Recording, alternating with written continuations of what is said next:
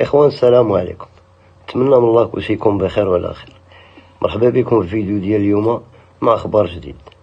قبل ما نبداو الفيديو، شكرا على التفاعل ديالكم الكبير مع الفيديوهات الاخرين، والناس اللي تابوناو عندنا في القناه مرحبا بهم. بالنسبه للخبر ديال اليوم، واخيرا جات النوبه ديال الملقب بالشيخه مولينيكس. كيف ما قلنا الاخوان في الفيديوهات اللي دازو، الامن ما بقاش كيضحك، وهذه الحمله التطهيريه اللي نايضه دابا في الواب المغربي فراه ما كيضحكوش فيها وما كاينش التفريه. وكيف ما قلنا القضاء بل نوض واحد الرساله لهاد الناس هادو كاملين باش انهم يردوا بالهم، وهاد التفاهه اللي كاينه في الواب المغربي ما سبقاش. فشكرا لهم بزاف من هذا المنبر، كنحييهم على هاد الالتفاته الجميله اللي ناضوا وكيطهروا لنا هاد الفيروسات، هاد المكارب، هاد قلالين الدين اللي ما كيحشموش كينقيونا منهم. شكرا لهم مره اخرى، وحنا ديما غنهضروا في هذه المسائل وديما غنأيدوهم، وحنا موراهم على كلمات الحق. بالنسبه للملقب الشيخه مولينيكس، اليوم في 7 الصباح قبطوه في المطار ديال مراكش، ومن تما داز الاحاله ديالو على الفرقه الوطنيه الالكترونيه. الاعتقال ديال الشيخه مولينيكس الاخوان جا بسبب واحد جمعيات حقوقيه كانوا من قبل قدموا به شكايات على خلفيه المحتوى الجنسي اللي كينشروا، وعلى انه كيشجع المثليه في وسائل التواصل الاجتماعي. هاد الشيخ مولينيكس حنا كنا كنعرفوه بالسل، وشحال هادي هو كيدير فيديوهات وكان كيسحاب راه البلاد سايبه، لا راقب ولا حاسب، ولكن راه كل واحد وعنده النوبه ديالو. حنا دابا لا جينا نرجعو من الاول، نلقاو الاول كان الياس المالكي، وتبعو رضا ولد الشينويه، وهو يا مسطار، وها هو دابا مولينيكس، وباقي غيجيو الاخرين. باقي بزاف د الناس اللي كيديروا بحال هذا المحتوى باقي حتى هما غيجيو. فهذه رساله قويه على انه لا للتفاهه، لا للمحتوى المشين، لا لقله الدين. بصفتنا حنا كمجتمع اسلامي ما كنرضاوش على راسنا هادشي، ما كنبغيوش هادشي، ما خصناش نشوفوا هادشي ولا وليداتنا يشوفوا هادشي. فهاد الناس هادو كانوا كيسحابوا، راه الدوله سايبه، ما كاينش اللي غيهضر معاهم، ما كاينش اللي غيسولهم، ما كاينش اللي غيحاسبهم. ولكن الدوله ماشي باقا صغيره، الدوله ماشي ما كتعرفش، الدوله كتعرف شنو كدير مزيان، عندها سيستم باش كتمشى. كل واحد كتوصلوا النوبه ديالو فهو غيجي وغيخلص. هما كيطلقوا الفيديوهات، هما كيديروا داك المحتوى اللي ما كيرضي لا ربي لا عبدو، كيسحابهم راه الدنيا سايبه، ولكن راه في الاخر ضروري غيخلص. فالقضاء المغربي كنحييوه على هذه الحمله التطهيريه اللي دابا داروا في الواب المغربي، وهذه غتكون رساله واعلان لهاد الناس كاملين، لقاش راهم بصح بالسلو، والله سبحانه وتعالى يمهل ولا يهمل. فبنادم قد ما طغى وقد ما اذى الناس كيجي واحد النهار وكيخلص، وضروري كيخلص. ما كاينش شي واحد ما كيفلت من العقاب. وحنا كنشوفوا المحتوى ديالنا كيولى في هاد البلاد السائده، كيعطيو علينا صوره خايبه.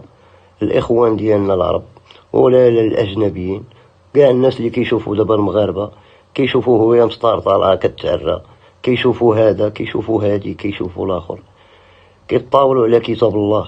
ذاك النهار هي كتطاول على كتاب الله، ذاك النهار الياس المالكي كيطاول على كتاب الله، واخرين كيطاولوا على كتاب الله. فهاد الناس هادو راهم فاتوا الحدود بزاف. نورمالمون ينفو بنادم كيعطي الله سبحانه وتعالى شي خبيز باش ياكلو، كيحاول يعيش مستور ولا ينقي راسو. هاد الناس كيديروا العكس، ربي عطاهم واحد الخبيزه باش يعيشوا بها مستوره، فهما كيشدوا هذيك الفليسات وكيبقاو يخسروهم في الحرام، ويديروا فيديوهات اللي ما كيرضيو لا ربي لا عبدو. فضروري واحد النهار غيخلصوا. البلاد ما سايباش. داروا الاخوان رجال الامن الوطني، فهي عجبة الناس كاملين وكل شيء فرحان بها، وكل شيء ملاحظها حاليا، كل شيء فرحان. بطبيعة الحال حنايا كنا مسلمين وما عجبناش الحال ان شي واحد يتآذى ولا يتحرم من وليداته. وحنا كنشوفوه هو يا مسطار دابا البارح 2 وليدات داوهم جمعيات، و2 الاخرين واقيلا راهم مع امها ولا مع العائله ديالها. ها هي دابا هي وراجلها في التحقيق. علاش هاد المشاكل؟ علاش الانسان ما كيحمدش الله وما كيلاقاش؟ الا نقيتي راسك راك ما كتأذيش راسك. المخزن ما كيجي يدي حتى شي واحد وما كيتعدى حتى على شي واحد. ما كاينش شي واحد جالس في دارو ما مأذي حتى شي واحد، ما دايرش المشكل غيجي عنده المخزن. كاين اللي كيكتب عليه الحبس، كاين اللي كيكتب عليه المشكل، ولكن راه ماشي كلشي، كيكونوا حالات. حنا دابا ولينا كنشوفوا لا بلوبار ولا كيقلبوا على الحبس برجليه.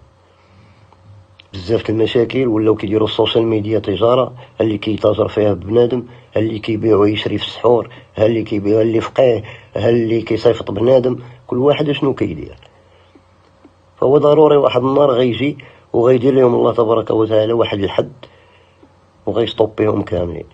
لحقاش بنادم منين كيزيد على الحد وكيبقى يغلط بلا قياس، الله تبارك وتعالى كيسمح لك المره الاولى والثانيه والثالثه، ولكن راك منين كتبسل كتولي كتضر واحد اخرين. ضروري خصو يطبق عليك الحد ديالك. هما هاد الناس بسلو، هاد الناس فاتوا القياس، حنا ما كنتشفاوش فيهم، والله سبحانه وتعالى راه عالم علينا. كيبقى فيك راه الحبس واعر، والمخزن منين كطيح عند المخزن راه واعره، راه تا واحد ما كيبغي انه تمشيلو الحريه ديالو. الشده ما بين رباط الحيوط راه اللي يكتب على شي مسلم، ولكن راه بنادم كيقلب عليها.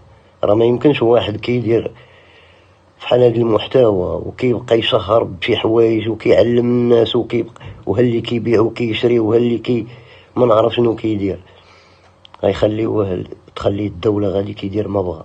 ما يمكنش. ضروري خصو يوصل الوقت ديالو ويخلص، خصو يجي واحد النهار ويدوز للمحكمة ويوقف قدام القاضي وغيتحاسب على داكشي كامل اللي دار. المخزن ما كيتعدى على شي واحد. القوان اللي دارت الشرطة فهي صالحنا كاملين بصفتنا كمجتمع مغربي وإسلامي، باش ما يبقاوش هاد صناع التفاهة يكتروا، فغيكونوا إن شاء الله عبرة، وباش مرة أخرى يبقاو يراجعوا نفسهم. واللي بغى يدير شي محتوى الله يسهل عليه، ماشي بنادم بالضبط إلا دار شي حاجة اللي ما كايناش.